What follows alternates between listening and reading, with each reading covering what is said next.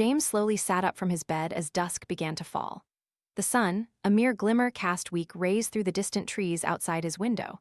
He had just woken up after an all-night drinking binge that finally ended past 7 a.m. It had been a long time since James had such a fun party. It was a company banquet, also his boss, Lynn's, birthday. James affectionately called Lynn his brother-in-law because Lynn had a beautiful younger sister, Lien. James and Lien were close in age and had even attended the same agricultural university, so they knew each other quite well. After graduating, Lien returned to work on her farm, while James coincidentally found a job at the company managed by Lien's older brother. The company was located in Tai Nguyen Province, deep within a valley near the border of Lang Son Province. James's company specialized in timber exploitation and forestry products like plywood, pressed wood, sawdust, and smokeless charcoal for hot pot and barbecue restaurants in the north. After many twists and turns, James finally realized his boss was Lien's biological brother. That's how they became close. Lien, the boss, was the director and manager of the warehouse, making him quite influential. Lien's birthday party gathered most of the company's core members, and James was fortunate enough to be invited. Since the birthday was on a Saturday, the entire office had Sunday off. That's why everyone let loose, which was also why James, disoriented, barely managed to drag himself out of bed late that afternoon. He blinked groggily, still wearing the clothes from yesterday. There was a bit of dried food caked on his shirt collar from his repeated trips to the bathroom to vomit. His entire body reeked of a foul odor, a mixture of sweat and grime. James himself couldn't stand it, so he tiredly stripped off all his clothes. Swaying unsteadily, he went to turn on the water heater in the bathroom before washing away all traces of the excessive party. He slipped into a pair of sports shorts while waiting for the hot water. His bloodshot eyes, heavy from alcohol and lack of sleep, dizzily scanned the room before he reached for his phone lying scattered on the table. James plugged in his phone and turned it on, having forgotten about it last night, so its battery had completely drained. As soon as the phone turned on, a barrage of notifications popped up. The incessant, pinging sound startled James. His job didn't usually require that much attention, nor did it generate so many returning messages. James quickly swiped down to open the notifications. He froze for a moment, then frantically sat up, rushing into the bathroom without waiting for hot water to wash his face and brush his teeth. James had just received a series of notifications, all with the same content. The car carrying Lin and Lien hadn't returned home, and no one knew where they had gone after the party. But the initial notifications were just questions, messages from colleagues, but then a few missed calls from Lien's mother appeared, which James guessed were just to ask where her 2 children were. The frequency of the calls and messages grew more urgent. Finally, Lien's mother's choked voice pleaded in a message, asking James to come to their house immediately, as James was the only one at the company close to both siblings and had often visited their family for meals. Summoned by his boss's mother, James naturally didn't dare to refuse, quickly tidying up to go and see them. When he arrived, he saw Mrs. Long, her eyes brimming with tears, greeting him at the door. "Do you know where they went, dear? They haven't come home yet. These children so grown, and yet this old body still has to worry." From inside the house, a somewhat impatient shout interrupted James's unuttered greeting. "Are you going to let him in? All you do is complain. Please excuse her, son." "My wife, she talks a lot," Mr. Long explained. It turned out the shout was from Mr. Long. He was sitting cross-legged on a wooden daybed made from a halved ancient tree trunk, still holding a cigarette in his mouth. He looked out into the yard, about to scold his talkative wife, but James quickly interjected with a nod and his usual smile. "No problem, Uncle." He paused his motorbike, Lynn got off and walked inside, followed by Mrs. Long, still sighing with worry.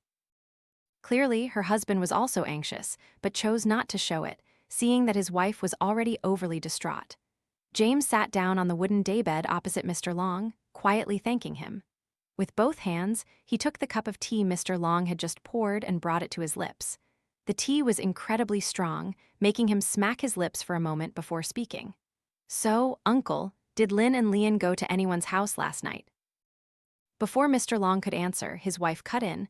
"They went to the birthday party last night, and since then they've vanished without a trace. I've called both of them dozens of times, but no answer. They've never been out this long. I'm so worried, James." Mr. Long, unable to contain himself, waved his hand and added, "Do you know anyone they're close to around here? Maybe they stopped at a friend's house to visit?" He said that, but he knew his idea was futile. Their jobs were different, and they were several years apart in age. It was rare for them to know the same people for such social visits. Not to mention, it's common for brothers to go out together, but for a brother and sister to be gone from home like this, it was truly strange. James listened to the couple's questions, hesitated for a long time, sipping his tea as if trying to think, then finally spoke, feeling helpless. "Have you called the police yet, Uncle?" Mrs. Long flinched at the mention of the police, her eyes wide. "What? Why call the police? Do you think something bad has happened? My Lin is a careful driver, I'm sure nothing's wrong, James." As she spoke, her eyes welled up with tears as if she was about to burst into sobs. She, too, had considered that possibility but tried to push it out of her mind. She never expected James to bring it up. Sitting on the daybed, Mr. Long sighed deeply, looking at his wife. He was the pillar of the family and didn't want to appear weak in front of his wife and children, but his eyes were faintly moist with tears, thinking of the worst possible things that could have happened.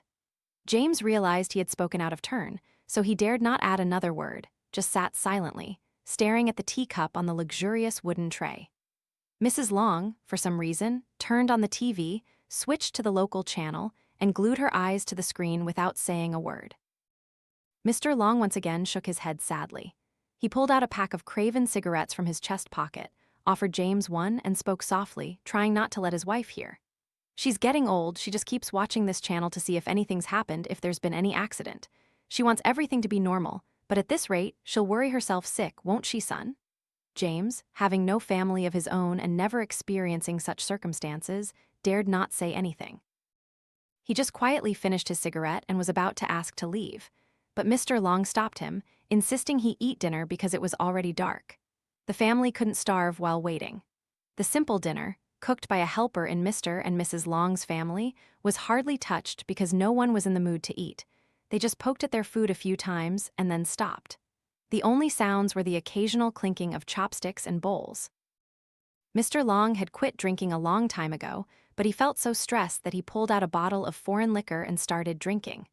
Mrs. Long remained glued to the TV screen, continuously checking for any news. After the TV, she switched to her mobile phone. But of course, there was nothing. No accident had been reported. No call from the police department's number would reassure her, and she began to believe everything was just her own overactive imagination. From time to time, she would ask James the same questions she had asked in the first messages on her phone that afternoon. Where everyone had gone yesterday, what time they came back, who was with them. The repetitive questions tired James and even Mr. Long, who had to stop her. It wasn't until past 7 p.m. that Mr. Long finally let James go home, not wanting him to witness his wife's despair and breakdown. And Mr. Long himself needed to focus on whether to report his children's sudden disappearance to the police and authorities. James's motorbike faded into the distance. Mr. Long thoughtfully closed the door. He stood silently in the yard, watching his wife kneel before the altar, praying fervently to her ancestors and deities for protection. Above, on a tall tree, a white owl suddenly swooped down, bowed its head towards Mr. Long, then flapped its wings and darted into the gloomy space. He flinched, his face pale, his legs trembling as he staggered backward in alarm. The white bird that had just landed on the treetop in front of him was a barn owl. 24 hours had passed, and Mrs. Long's 2 children were still missing. Mrs. Long was terribly worried, tossing and turning in bed, unable to sleep peacefully. She had taken 2 sedatives to calm her nerves, but her chest and heart still fluttered with every beat. Inside her, a burning sensation like fire raged, and her left eyelid twitched incessantly. Beside her, Mr. Long had been deeply drunk for a long time, having returned inside after James left and continued drinking until he passed out. Lin and Lien were both good children, meticulous and careful. By now, they were successful in both work and studies, and had never caused their parents such anxiety before. Lin was 31, and Lien was 5 years younger than her brother. According to what everyone said, after the all-night birthday party, Lin drove his sister home, and they hadn't been heard from since. Mrs. Long couldn't sleep, constantly thinking about the dangers that could have occurred on the road from the restaurant to their home, imagining her children's lives being threatened. Lying awake for so long, feeling uncomfortable and needing to use the bathroom, she reluctantly sat up, trying to be as quiet as possible, not wanting to make any noise. Mr. Long was a light sleeper. Even if he was drunk, he would notice if she moved too much beside him. She reached her feet under the bed, searching for her slippers. She intended to open the door and go to the bathroom, which was right next to the stairs, to relieve herself. But she suddenly froze, startled, putting her hands up to massage her aching shoulders. How can it be so cold in early September? She wondered, then recoiled backward because she felt the surrounding temperature was distinctly higher, while in front of her, an invisible layer of bone-chilling mist seemed to be slowly drawing closer. She kept backing away until her feet touched the bed frame, then stopped. She completely forgot the discomfort in her bladder, focusing only on looking straight ahead, though there was obviously nothing there. The room grew unusually cold. Mrs. Long had completely pulled the blanket over herself, up to her neck, while Mr. Long beside her kept pushing the blanket off, complaining about the heat. She gently nudged her husband's arm to ask him, but then abruptly pulled her hand back. She had just touched Mr. Long's shoulder. It was sticky with sweat and felt burning hot. She didn't understand what was happening. Could it be that only she felt this intense cold? She turned over, lying on her side with her back to the door and her face towards the wall, pressing one cheek into the pillow, her body trembling. She didn't know if from the cold or the eerie sensation pervading the room. Suddenly, she flinched, hearing a strange umwa sound as if someone or something had fallen into water. Her house was in a residential area with no ponds, lakes, or rivers nearby, so why such a strange sound? But out of fear, she remained still, not daring to sit up and check. The sound only happened once, then stopped completely, making her think that was the end of it. But a moment later, the sound came again. This time, it was louder and clearer than before, accompanied by gurgling sounds like air bubbles bursting on the water surface, and choked, struggling gasps as if someone was drowning. She was terrified, frozen, her body trembling uncontrollably. Meanwhile, right beside her, Mr. Long was still sound asleep, like the dead. He seemed oblivious to the strange sounds echoing loudly throughout the room. She was so scared because she couldn't understand what was happening. She wanted to cry out to wake her husband, but her entire body was stiff, glued to the bed, unable to move even a finger. The blanket she had pulled over herself now felt wet and heavy, pressing down on her like a 1,000-pound steel plate, suffocating her. Her throat tightened, and she gasped, trying to draw air into her lungs, but she couldn't. It seemed the air had been sucked out of this familiar room. The harder she tried to breathe, the more her throat constricted.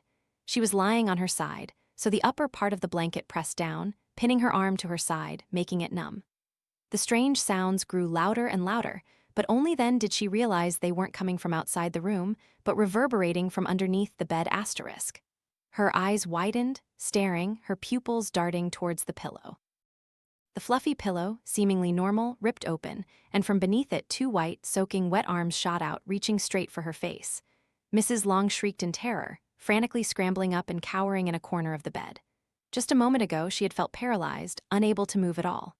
Beside her, Mr. Long, hearing her cry, sat up abruptly, frowning and grumbling softly. "What is it? Why are you screaming so loudly in the middle of the night? Can't a person get some sleep?" Mrs. Long, still terrified, pointed her trembling arm at the pillow and stammered, There's a hand, coming through the pillow, from under the bed." Of course, there was nothing. Mr. Long picked up the pillow, turning it over and over, then scolded, "My dear, you're funny, so old and still imagining things. Who could stick their hand through a pillow and from under the bed? Go back to sleep. You're screaming like this in the middle of the night, the neighbors will come over and scold us." But Mrs. Long began to get emotional, tears welling up, and she was on the verge of crying as she told her husband, "I wasn't asleep, I wasn't dreaming. I was just about to get up to relieve myself when I felt the whole room turn freezing cold, strange, and scary. So I turned around and lay back down. But no sooner had I settled than I heard something like someone jumping into water and then someone choking. Finally, there was a white arm pushing up from under the pillow. It was terrifying, dear." Mr. Long, of course, didn't believe her. He frowned at his wife, then shook his head, sighed, and said, "Go back to sleep, it's almost 2 a.m. now." After saying that, he himself got up to go to the bathroom. Mrs. Long remained huddled in the corner of the bed, trembling violently, still terrified. She looked at the familiar pillow that had, a moment ago, transformed into something bizarre, pierced by 2 white, soaking wet hands as if emerging from water. But now, of course, it was back to normal. It was just a clean, fresh-smelling white pillow, regularly washed. After a moment to calm down, she dared to lie back down to rest, as it was very late and her eyes were burning from lack of sleep. Outside, Mr. Long was fumbling his way out of the bathroom, which was very close to the stairs. Their house had been built a long time ago, so the initial design was a bit inconvenient. The house had 4 bedrooms spread over 2 floors, but everyone had to share a single bathroom on the ground floor. As a result, in the mornings, everyone had to wait for each other to brush their teeth and wash their faces. And the most challenging part was the bath time for the mother and children. He was groping his way up to the second-floor landing when he suddenly stopped. He had just heard the clinking and clattering of dishes and bowls, and it sounded like someone had just turned on a faucet, with water gushing out loudly. He froze, lowering his head to look down the stairs. He had just come up from the bathroom. There was no one in the kitchen, so why was there the sound of running water downstairs? Moreover, when he looked down, Mr. Long only saw a profound darkness, indicating it wasn't his maid washing dishes. The country girl, diligent and responsible, usually went to bed early after cleaning and washing up, and woke up at 5 a.m. the next day, so there was no way she would be fumbling with dishes in the middle of the night like this. Mr. Long once again fumbled his way down to the ground floor and immediately leaned over the banister, looking towards the kitchen. It was true. The kitchen was pitch dark, and as he poked his head in, the series of sounds suddenly vanished. He blinked a few times to let his eyes adjust to the darkness. A hint of fear appeared on his face, an eerie chill running down his spine, terrifying him as if he had just touched an electrical outlet. In the profound darkness of the familiar kitchen, he seemed to sense strange, abnormal changes that sent shivers down his spine. He imagined shadows lurking in the dark corners in front of him, filled with strange, mysterious creatures, ghosts, and spirits. The thought flashed through his mind, making him instinctively step backward, pressing his back against the cold wall, panting as if he had just run a long race. But the moment he retreated inside, the abnormal sounds erupted again. The sound of gushing water was very loud, and dishes clanged together loudly, as if someone was deliberately making noise. Yet the maid, who was sleeping in a nearby room, heard absolutely nothing. Mr. Long took a deep breath, then poked his head out to look. Just like before, the loud sounds suddenly subsided. He was terribly scared, both frightened and annoyed at being toyed with, but he couldn't do anything. Should he just stand there all night, staring at the kitchen? He thought so, then decided he would go downstairs, turn on the lights, and check for sure. With his decision made, he gathered all his courage, took a deep breath, and stepped inside. Stopping in front of the wall where the light switch was, he fumbled around for a while, then pressed the button to turn on the light. But the moment the light bulb flickered on, Mr. Long gasped in terror, stumbled backward, screamed loudly, and fainted. For standing right in front of him were 2 figures, soaking wet from head to toe, their faces pale and grayish as if covered in moss. Mrs. Long tossed and turned in her room for a very long time, but her husband didn't return. She wanted to sit up and go downstairs to look for him, but she was afraid of that chilling, icy feeling that had taken over her room earlier, engulfing and trapping her. But for some reason, a strange sense of unease suddenly welled up inside her. It urged her to quickly go downstairs and call for her husband. She hesitated for a moment longer, then decided to swing her legs out of bed and search for her slippers. The room was normal, as usual, no bone-chilling cold air and no strange sounds like before. Reassured, she quickly strode to open the bedroom door, walked down the short hallway, then lowered her head to look at the curved banister of their house. Suddenly, a pale white face, long dark hair flowing down, poked out looking straight at her, making her shriek in terror and collapse to the ground. Immediately, hurried footsteps pounded up the stairs, and Mrs. Long hunched over, trying to retreat into the room. But the footsteps came very close, as if someone was intentionally leaping 2 or 3 steps at once. It stopped at the landing, then panted, stammering, "Madam, come downstairs immediately. Mr. Long has fainted in the kitchen." It turned out to be Ms. Sen, the family's maid. She didn't know why she was awake at this hour. But when she reached the kitchen, Mr. Long was sprawled on the floor, so she quickly looked up the stairs to call her mistress. Coincidentally, Mrs. Long was looking down at the same moment. Knowing her mistress was startled, she hurriedly ran up to inform her and see if she was all right. Mrs. Long, hearing her husband had fainted, immediately lost her fear, replaced by a sense of anxious anticipation. She sprang up, hurried down the stairs with the maid, then rushed into the kitchen to rouse Mr. Long. After several gentle pats on his face and even some tugging at his sideburns and the back of his neck, Mr. Long slowly regained consciousness, but his eyes still held a terrified look, and his face was pale, like someone who had just almost drowned. Mrs. Long chided him. "Oh my goodness, haven't we had enough trouble already that you have to come fumbling out here? You drank too much and fell, didn't you?" But unlike his usual outspoken self, Mr. Long didn't scold his wife back. He just shook his head, sighed fearfully. His dry, cracked lips finally parted, and he tremblingly pointed at the maid and said, "Miss Sen, please pour me a glass of water. My throat is so dry." The maid, already holding a glass of water, immediately handed it to her boss and stood by worriedly, seeing if he needed any further assistance. Mr. Long gulped down the entire glass of water, then panted as he recounted the entire horrifying ordeal he had just experienced from beginning to end, concluding with, "I saw Lin and Lien standing right in front of the kitchen door, their hair and clothes soaking wet, their faces pale and ashen, like they were covered in moss. I'm afraid something terrible has happened." Mrs. Long, who was sitting beside him, supporting his neck with both hands, froze, her eyes widening as she looked at the dark hallway leading to the kitchen. Her eyes welled up with tears of terror, but upon hearing her husband's urgent tone, she burst into heart-wrenching sobs, mourning her children. The maid seemed to understand what was frightening him, so she immediately crouched down. He clutched Mrs. Long's shoulder as if afraid she would collapse to the ground. Mr. Long, now somewhat composed, struggled to his feet. He walked with stiff steps to the landline phone on the TV cabinet, turning his back to call the police. He intended not to reveal all the horrifying incidents he had just experienced, knowing that authorities didn't often believe in such strange things. But he needed to inform them that his 2 children had been missing for an entire day. And when he saw both siblings standing at the kitchen entrance, he was sure his children were dead. He just didn't know if the 2 children had died violently, been murdered, or had an accident. He painfully hung up the phone after the other end agreed to send police officers immediately. He looked back at where Mrs. Long had been sitting, now unconscious in the arms of the maid. Ms. Sen was pouring hot oil into her palms and rubbing Mrs. Long's forehead and temples vigorously to revive her. Mr. Long's ears felt muffled, unable to hear anything but the heart-wrenching sobs of the loyal maid who had been with his family for decades. He stumbled out into the yard, opened the gate, and turned on all the lights in the house, waiting for the authorities to arrive. At dawn, dozens of people had gathered around Mr. Long's house. These were close neighbors living nearby. Awakened by the police car's siren in the middle of the night, they rushed over to see if they could help. A few adults went straight into the yard, asking about the situation. Everyone was startled and worried when they learned that Lin and Lien were missing. To them, Mr. and Mrs. Long's 2 children were exceptionally well behaved.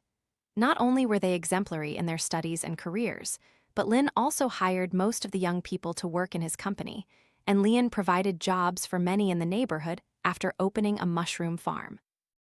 The news of their disappearance quickly spread everywhere, so the initial search party, consisting of only a few police officers, grew to 20 people within half an hour. Authorities dispatched people to the birthday party venue from the previous day, spreading out into multiple investigative teams. Interspersed with them were motorbikes carrying enthusiastic young people, diligently searching along main roads and even secluded, less traveled routes. Perhaps thanks to the sacred spirits of the deceased, after only a few hours, 2 long black tire marks were spotted on the road, with a section of the steel median barrier completely smashed. They deduced that the car, driven by Lin, had lost control, crashed through the median, and plunged into the lake, finally sinking into the cold water. 2 motorboats were dispatched, along with a team of divers, to check the lake, and indeed, Lin's car was at the bottom. Inside, 2 bodies were beginning to swell, floating upwards, pressing against the car's ceiling. These 2 bodies were, of course, those of the unfortunate siblings. In just one night, the elderly couple had lost both of their children, a son and a daughter, at the same time. There was no greater, more agonizing pain, so when Mrs. Long heard the news, she let out a cry and fainted. Before that, she had already cried and wailed, dying and coming back to life countless times, forcing Ms. Sen, the maid, and kind neighbors to carry her upstairs, lay her on the bed, and assign someone to watch over her, fearing she might do something rash. Downstairs, Mr. Long was also receiving condolences, but he just sat silently, staring at a vibrant yard filled with green plants and fruit trees. In the distance, sparrows chirped, flitting from branch to branch, singing sweetly to welcome the rising dawn. Around him were neighbors and relatives, including James and colleagues of Lin and Lien, who had come to offer their condolences. They murmured amongst themselves close by, but Mr. Long no longer heard anything, for his mind was now filled only with images of Lin and Lien. From the time they were infants, he and his wife had worked tirelessly to raise them day by day. Now both were gone at such a young age. Memories, like a rewinded film, flooded back, erasing the surroundings, yet stirring an immeasurable pain in the old man's heart. It seemed Mrs. Long upstairs had regained consciousness as neighbors heard her soft, heart-wrenching sobs. They looked down at the ground. Some, too heartbroken to bear it, went outside to sigh and smoke. Closer relatives stayed with Mr. Long, implicitly sharing the grief he was enduring. James, hearing the tragic news of his two friends' deaths, felt a pang of deep sorrow, occasionally sniffing and wiping his bloodshot eyes in mourning. Lin and Lien's bodies had not yet been returned to the family by the authorities because they still needed to conduct an autopsy to ascertain the exact cause of death, to ensure no criminal slipped through the net. If this was a murder, then Mr. and Mrs. Long and all their relatives and neighbors could only sit in the house, looking at the two empty coffins, waiting to receive Lin and Lien's remains. A group of monks was also invited from a reputable temple in the area to chant prayers for the souls of the two siblings, hoping they would soon find peace in the eternal realm. They laid mats out in the yard for an altar, which relatives helped set up in preparation. A makeshift tent was also erected to provide shade from the sparse late autumn sun in the remote, gloomy highlands. As evening approached, an ambulance stopped in front of the house. The driver and several funeral home staff solemnly asked everyone to step aside so the two bodies could be brought into the house for the wake. The funeral for the two siblings was quickly arranged. Since the two bodies had been in the water for an entire day, when brought to land, the significant temperature difference accelerated the decomposition process. The two corpses, when brought through, were so disfigured that many had to cover their faces and turn away. Although the funeral home staff tried to use special incense to mask the pervasive, disgusting odor, it was no use. People wrapped the two bodies in large black body bags, specifically designed for corpses, to prevent those around from feeling too disturbed. But when the embalming was done and the coffins were brought in, the faces of the deceased were still visible. A few curious onlookers, passing by the coffins during the wake, intentionally peeked inside, only to recoil in horror, for the siblings' faces were utterly gruesome. Their skin was pale and purplish, clearly showing tiny blue veins, crisscrossing like worms crawling beneath. The lips of the deceased were swollen from blood congestion, dark purple and cracked, exhaling air as if from dry alcohol, and occasionally faint yellow air bubbles still emerged from the corners of their mouths. Faint-hearted people mistakenly thought that the dead were sighing, thus producing the air bubbles, but of course, that wasn't the case. It was due to the decomposition mechanism, causing microorganisms in the intestines to become highly active. Not only did this release foul-smelling gases, which we commonly call the stench of death, but it also caused the deceased's abdomen to swell up like a drum. But the most horrifying part had to be their eyes. Both siblings were perhaps too terrified by the tragedy that unfolded, so even in death, their faces clearly retained expressions of fear. Their eyes were wide open, staring, unable to close. The whites of their eyes were stark, the irises even turning gray, and their pupils were cloudy and dull, like the eyes of dead fish. The strangest thing was that their eyes were still wet, as if the deceased were truly still alive, about to shed tears to bid farewell to the mortal world themselves. Those curious onlookers who weren't frightened enough to recoil still trembled from the chilling sight.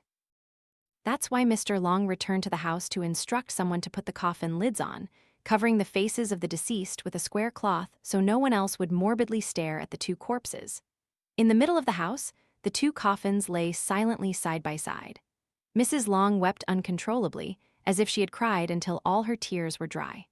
Her sorrowful wails echoed through the house, making everyone present feel heartbroken and bitter. Miss Sen, the maid, also grieved for her ill-fated young master and mistress. She had been with this family for nearly a decade, witnessing Lin and Lien grow up. To her, they were even closer than her own family. Miss Sen painfully watched her mistress sitting on the ground, unable to pull her up, so she squatted behind her, murmuring between sobs, "Oh, young master, young mistress, your parents love you so much. Oh God, why do you torment them like this?" The cries continued, mingling with the mournful, heart-wrenching music of the funeral band, further darkening the atmosphere of the wake. Neighbors, unable to hold back their emotions, also shed tears, weeping with the mother who had just lost her children. Mr. Long stood up, his eyes brimming with tears, but he bit his lip, trying not to make a sound, only occasionally raising a hand to wipe away the silent tears of sorrow for his two children. James was still present at the wake, but he stood further out in the yard, running back and forth, meticulously recording in the condolence book and ushering in guests. Only occasionally did he pause to smoke a cigarette, then looked up at the gate, sighing for his friend. As the night deepened, it grew colder, and fewer guests remained outside. Only close relatives or nearby neighbors continued to move around, assisting with the funeral arrangements. Mrs. Long had been exhausted for a long time and was temporarily taken to her room to rest. Miss Sen also laid a mat beside her, not daring to leave her side for a minute, fearing her mistress might become distraught and follow her children in death. Mr. Long didn't sleep. He remained in the living room next to his children's coffins. He smoked incessantly, occasionally chatting with a few people around him, silently expressing gratitude for their support during this chaotic time. They poured water for the remaining guests. Mrs. Long, lying in her room, suddenly sat up. She didn't know how long she had been unconscious, but her head felt heavy and ached as if hit by a hammer. She still hoped it was all just a dream. But when she saw the maid lying on a mat beside her, tears welled up again. Miss Sen was tired and sound asleep, unaware her mistress had just woken up. Mrs. Long sat up, tears once again streaming down her face, grieving for her two deceased children. She wiped her tears with her hand, then staggered to her feet, intending to go out and look at her children's bodies, but her weakened legs held her back. Her eyes, filled with tears, looked towards the door, everything blurred.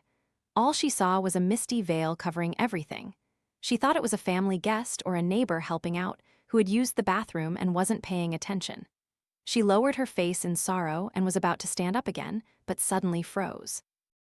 The person had not gone anywhere, but was standing silently in front of the bedroom door.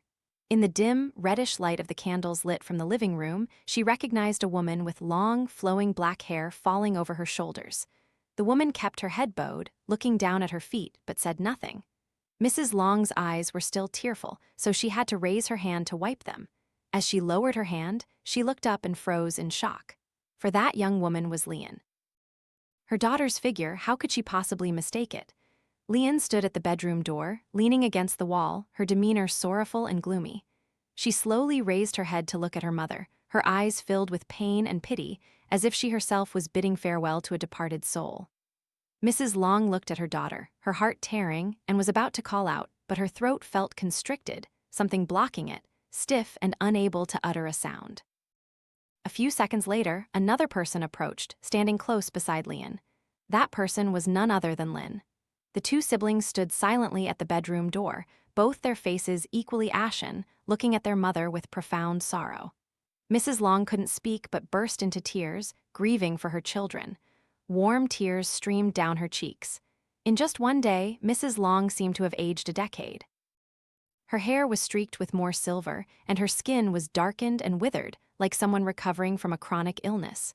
She looked at her two children, unable to utter a word. Lin and Lien remained still, looking at her with sad, mournful eyes. She tried to sit up, but her entire body seemed glued, stuck to the mat on the bed. Only her eyes moved.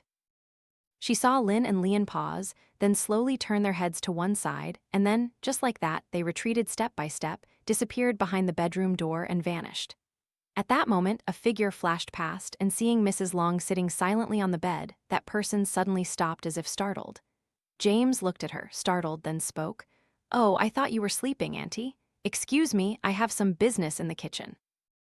Having said that, James hurriedly left as if fleeing, not waiting for Mrs. Long to answer, and intentionally ignoring the frightened, bewildered expression on the face of the woman who had just lost her children. James's voice also woke the maid. Miss Sen sat up, rubbing her eyes, and asked her mistress, "You're awake, madam? Please rest more. It's still very late, madam." Miss Sen called out several times without a response from Mrs. Long, then became frantic, quickly scrambling onto the bed, grabbing her shoulders and shaking her to wake her up. But Mrs. Long just pushed her away, looking sorrowful, and said, "Who can sleep? My 2 children can't sleep either. I just saw them go into the kitchen.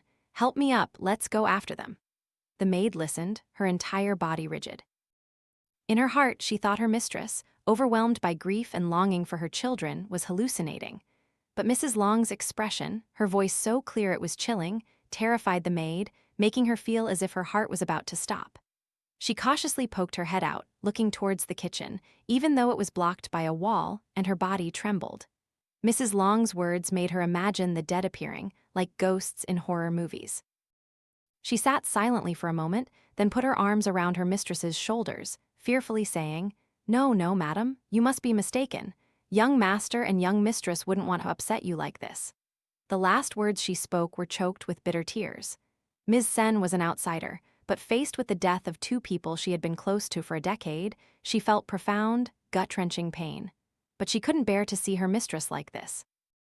She firmly resolved that from now on, wherever Mrs. Long went, she would follow her every step, fearing that her mistress might take her own life, following her children at any moment. Mrs. Long saw Ms. Sen sitting idly beside her, so she sighed heavily and stood up to go to the main house. The maid, seeing her mistress like that, quickly followed, thinking Mrs. Long was going to look for her 2 children, as she had just said. But she wasn't. She stopped in front of the 2 coffins. Mr. Long and the others sitting there involuntarily froze, then looked up. Then came the sounds of sighs, which everyone tried to suppress. She just stood silently, not reacting, looking at the 2 coffins, gently caressing their lids as if softly patting a sleeping child. Those who witnessed this scene sat sadly, bearing witness to such agonizing grief, so some had to get up and go outside. The few who remained lowered their faces, expressing their condolences and sorrow to the grieving family. James also just came out of the kitchen, wiping his wet hands on his pants.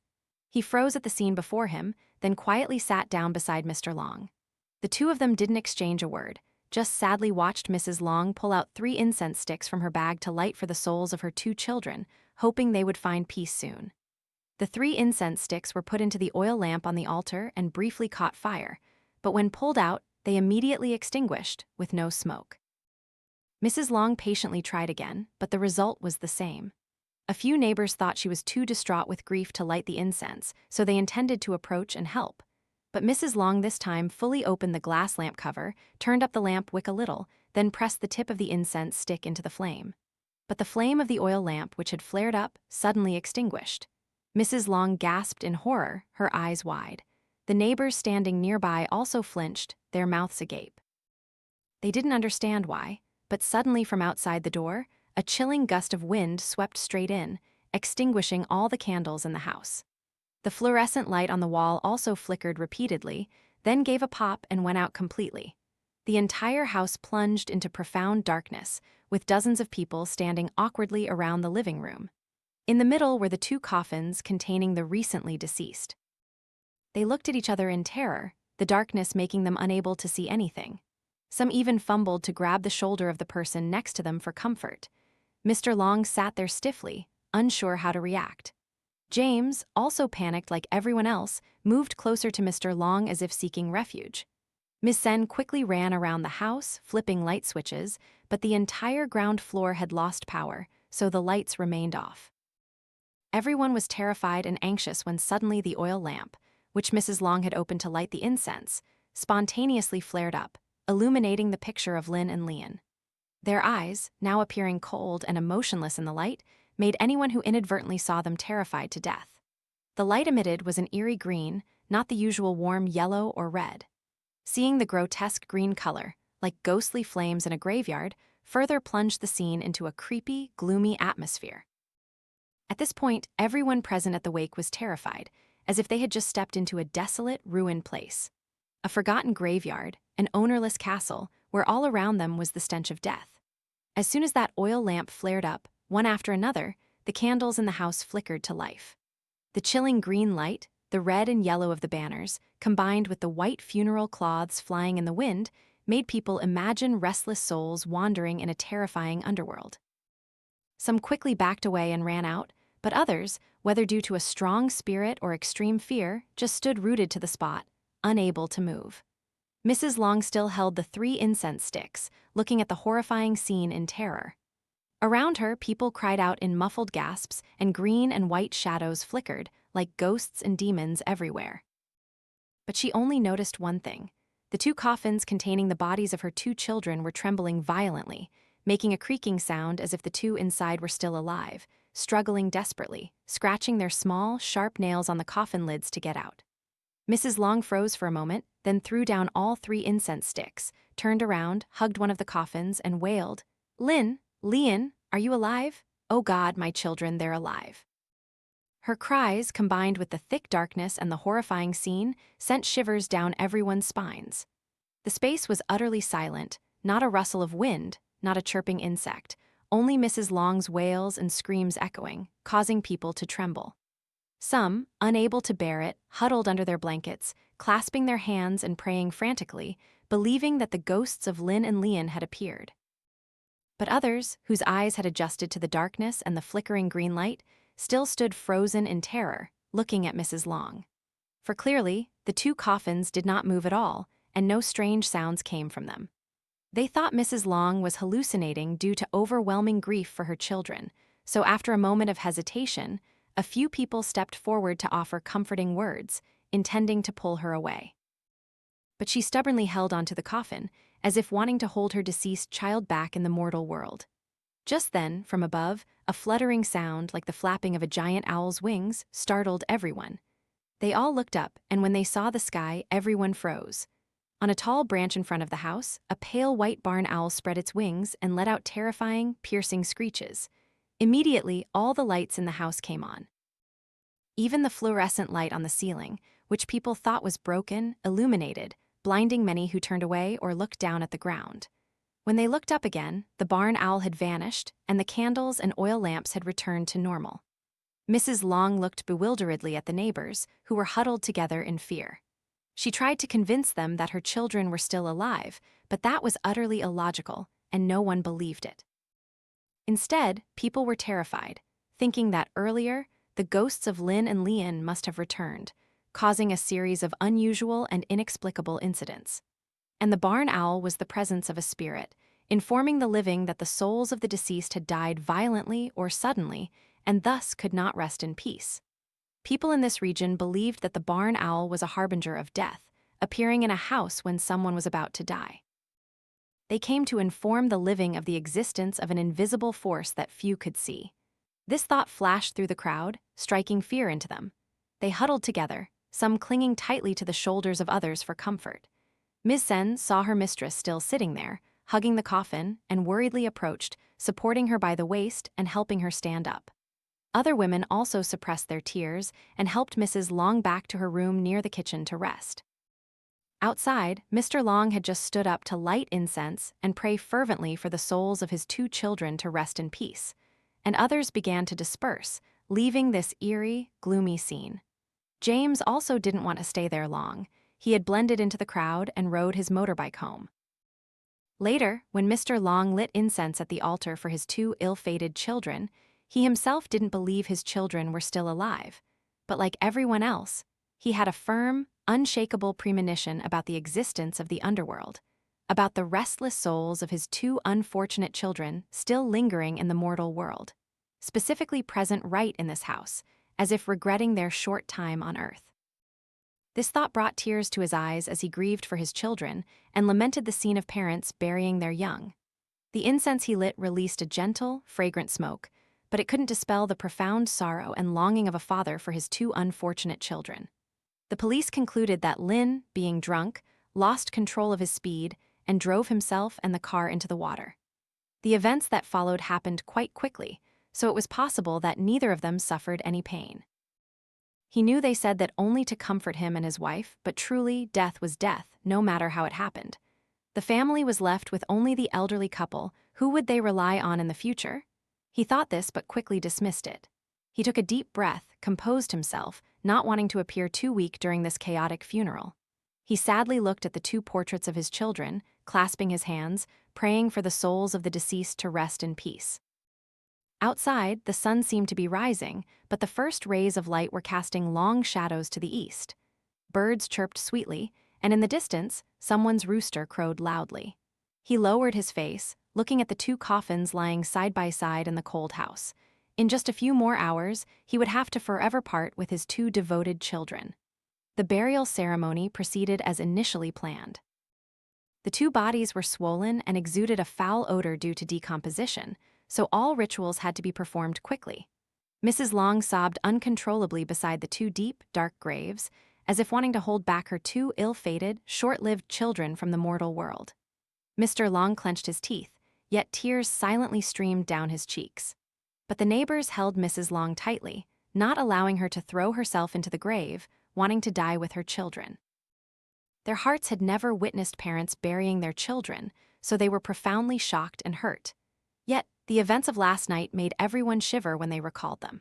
Many, including Mr. and Mrs. Long and the maid, believed that the ghosts of Lin and Lien were still lingering somewhere, as if their deaths were unresolved, something left unsaid.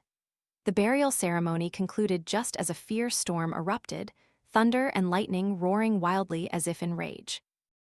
Before that, the sky had been clear and bright, yet in an instant, dark clouds rolled in, completely covering the sky, making the scene suddenly gloomy as if night had fallen.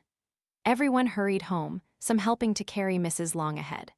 The rest of the crowd followed quickly behind. On the high ground of the cemetery, only the two freshly piled graves remained and the wreaths placed around them, as if to comfort the souls of the deceased.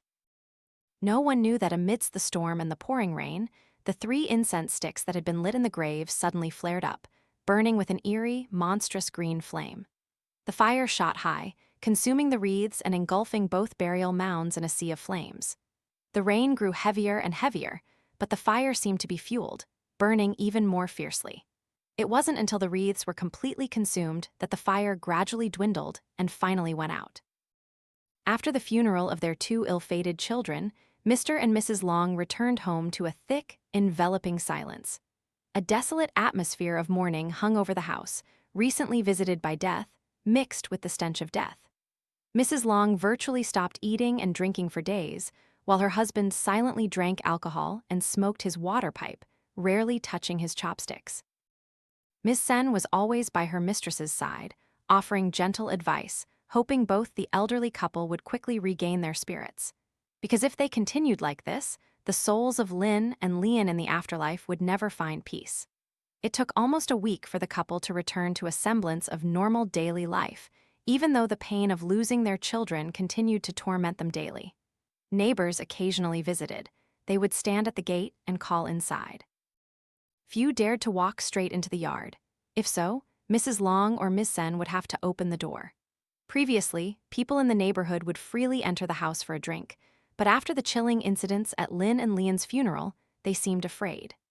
Mr. Long's family home had stood in the neighborhood for decades, and no one had ever found anything strange about it, but now it suddenly felt like a place haunted by restless spirits. People began to look at the tall trees in the front yard, the back garden, the fences overgrown with intertwining vines, and imagined a gloomy, desolate house, like a dwelling for demons and ghosts, terrifying and eerie. And that was indeed true, because after the funeral of his 2 children, Mr. Long was rarely seen sitting in the front yard, enjoying the cool air and tending to his ornamental plants. And Mrs. Long rarely went out to chat with neighbors. All one saw were lingering figures inside the house, silent and preoccupied, which further imbued the place with an atmosphere of mourning and desolation. Outsiders might see it that way, but Mr. and Mrs. Long and even Ms. Sen still occasionally noticed strange phenomena in the house.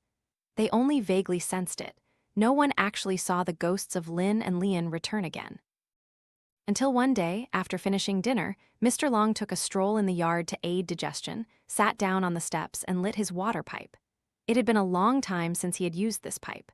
Before, he mostly smoked cigarettes, but after the death of his 2 children, he became even more attached to his pipe. Smoking the water pipe used to be an old habit of his. Unlike others, Mr. Long only used a bamboo pipe. He would take a soft, pliable stick, poke it into the bowl to clear the pipe, then gently roll some Than Hoa tobacco for his wife to light. He lit a piece of kindling, then pressed it to the bowl. but before he could take a puff, he suddenly flinched, seeing a figure dart away just outside the gate. It was dark and there was a slight mist, so he blinked several times, unable to see clearly. He only saw a fleeting figure, and when he recognized it, he realized he had been mistaken. It was gone. Startled, he quickly got up from the steps and stumbled towards the gate. As he walked, he asked, "Who's there? Who is it? Why are you standing outside the gate?" His house gate was made of intricately woven iron bars, which looked beautiful and airy, not solid like those of other families. That's why he had just vaguely seen a figure disappear into the darkness. When he reached the gate, he touched the bars, about to open it, but suddenly flinched, pulling his hand back and raising it to his eyes. It was pitch dark, but under the distant light from the back eaves, he could still make out his hand, glistening with water, and the liquid was sticky like glue, reeking of a terrifying, putrid stench like that of a rotting corpse. He recoiled in disgust, rushing into the yard and to the faucet, plunging his hand under the running water to wash it. He mumbled under his breath, "Whose child is playing such devilish tricks? What did they smear on the gate?" As he finished speaking, he turned his head to look again, carrying a bucket of water to splash onto the gate. But once again, the figure reappeared. The mist had, for some reason, dispersed, suddenly making the surroundings clear, and the mid-month moon had just emerged from behind dark clouds, casting a pale, cold light onto the scene. He frowned, his eyes narrowed, and his mouth hung open in astonishment. Standing in front of his house gate was a man. He was young, tall, and slender, wearing a white shirt and dark pants, leaning against the gate bars as if waiting. A terrifying sensation ran down Mr. Long's spine, making him flinch and drop the bucket to the ground. Water splashed onto his feet and clothes, but he didn't notice, his gaze fixed on the gate because the young man was still standing silently, not saying a word. As if an electric current ran through him, Mr. Long immediately thought of Lin, his unfortunate eldest son who had just died. He forgot his fear and ran out as if to welcome his son into the house. As he strode, he called out loudly, "Lin, Lin, is that you, son? Why are you standing out there? Come inside, son." But the closer he got, the further Lin retreated. The gate in front of the house became a barrier, preventing him from approaching his son's spirit. He fumbled with the lock, but it wouldn't open because all the locks were jammed shut. No matter how he twisted them, they wouldn't yield. He turned back inside and called, "Wife, wife, our son is back. Where's Miss Sen? Miss Sen, help Lin come in," he called out very loudly. His voice echoed everywhere, but no one seemed to hear him. He called a few more times, but it was futile. Impatient, he turned to look out into the alley, but Lin was nowhere to be seen, only a profound darkness enveloping the misty alley, like in eerie fairy tales. But in the distance, he heard a chorus of dogs howling mournfully. He sadly slumped against the iron gate bars, certain that his son's spirit had returned once again, but dared not enter the house. He stood silently for a long time, until the dog howling completely stopped and he guessed his son's spirit had left. Then he slowly stepped back inside. He decided not to tell his wife what he had just seen. But as soon as he reached the yard, he saw Mrs. Long rushing out. Behind her was Miss Sen, both their faces pale, trembling with fear. Mr. Long thought that he had called out too loudly earlier, and his wife and the maid had heard him. He was about to explain so they wouldn't be saddened, but Mrs. Long immediately grabbed his shoulder, trembling, and said, "Husband, there's a thief in the house. Miss Sen and I just saw him darting around in the backyard." Mr. Long was startled and surprised, no less than his wife. He looked at Miss Sen, implicitly asking, but Miss Sen also nodded and said hesitantly, It's a man, sir. He's tall and slender, not like young Master Lin. And he's wearing a white shirt and dark pants." "Madam and I saw him and were so scared, so we ran out here to call the neighbors for help." Mr. Long froze, his head tilted back, his mouth agape in horror. No thief would wear a white shirt in the dark. But the image of a tall, slender man dressed so neatly immediately reminded him of the figure standing at the gate just now. Could it be that just as he saw that person, Mrs. Long and the maid also saw a similar figure in the backyard? Miss Sen, young and sharp-eyed, insisted it wasn't Lin because their physiques were different. So who was it? Who was wearing a white shirt and wandering around his house in the twilight like this? He didn't have time to answer those questions when the phone inside the house rang, startling all three people huddled in the yard. The ring was very loud and grew more urgent, making everyone turn their heads, their eyes unable to hide their anxiety, for an indescribable sense of unease suddenly arose in their hearts. Mr. Long took a deep breath, then exhaled, quickly rushing into the house, picking up the receiver. It had been a very long time since he had used this landline phone because everyone had their own cell phones. The other end of the line was silent for a while, making him impatiently say, "Hello," a few times. He was about to hang up, thinking some mischievous child was calling to prank him, but then he suddenly froze. On the other end of the line, there were gurgling sounds, like water, mixed with bubbling sounds, like air bubbles bursting. His throat suddenly felt bitter and constricted, as if he was about to suffocate. The strange sound then changed to the choking, struggling gasps of a man drowning, accompanied by splashing and thrashing sounds. Mr. Long was even more astonished. When he looked down at the receiver, he even saw a dangling telephone cord. This meant that his landline phone had actually been disconnected for a long time. His face turned purple with fear. Behind him, Mrs. Long and Miss Sen were trembling, looking at his shaking back. After the strange sounds, a familiar voice, yet distant and profound, as if echoing from the underworld, came from the other end of the line. "It's Lin here, James," died falling into the water. After the sentence, a terrifying silence enveloped him and the entire house.